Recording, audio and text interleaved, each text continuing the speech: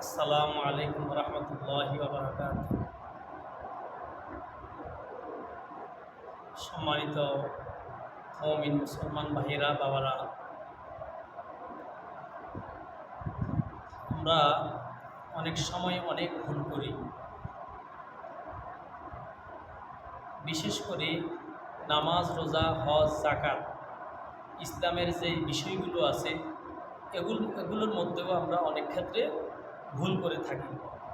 বিশেষ করে এখন হইল রমজান মাস।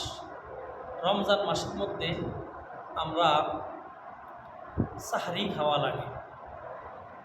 সাহরি শব্দের অর্থ হচ্ছে পবিত্র খাবার।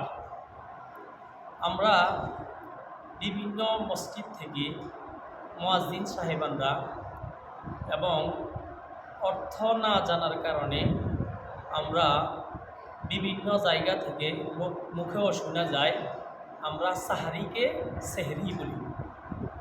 সাহারিকে আমরা কি বলি? সেহরি।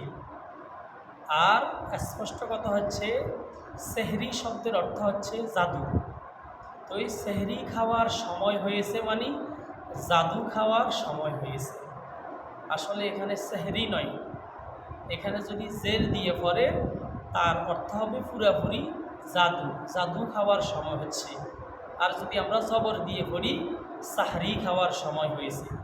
সাহরি শব্দের অর্থ হচ্ছে পবিত্র খাবার।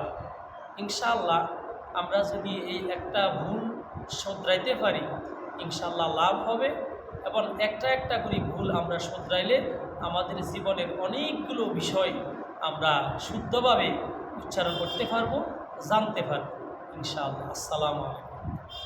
আসসালামু আলাইকুম।